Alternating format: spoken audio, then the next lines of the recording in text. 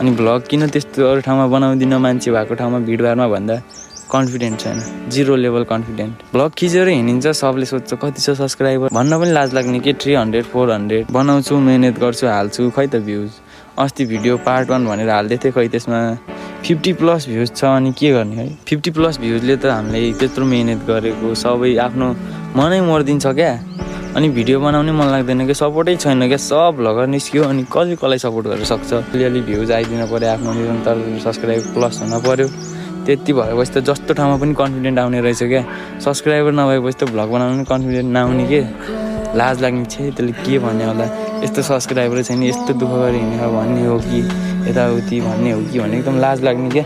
म चाहिँ त्यो पोइन्टले अगाडि बढ्न नसक्या हो क्या। अलिअलि सब्सक्राइबर भेटाएको भए, मैले अलिअलि भ्युज भेटाएको भए चाहिँ म अगाडि बढ्थेँ क्या। अब भ्युजै भेटाएन, अब म आफै त्यस्तो कन्टेन्ट दिन नसके होला, त्यो मेरै गल्ती हो है। जस्तो छ त्यस्तै कन्टेन्ट दिएर पनि होला, म केही भन्दिनँ अरूलाई पनि है। अडियन्सहरू त जे राम्रो देख्यो त्यही हेर्ने, मै उस्तै छु। युट्युबमा जे रमाइलो राम्रो देख्यो त्यही हेरिदिन्छु। अब आफ्नो कोसिस बेस्ट गर्छु। मलाई कन्फिडेन्ट पनि एकदम 0 लेभलमा छ, कन्फिडेन्ट बढाउनु छ। म एकदम कन्फिडेन्ट बढाएर अगाडि बढ्छु भन्ने सोच राखेर अहिले चाहिँ फेरि भ्लग पुनः स्टार्ट गरेछु मैले। त्यही नै हो, म चाहिँ बस मेहनत गर्छु, मेहनत गर्न छोड्दिनँ। भर्खर स्टार्टिङ हो, अझै कति दुःख भयो।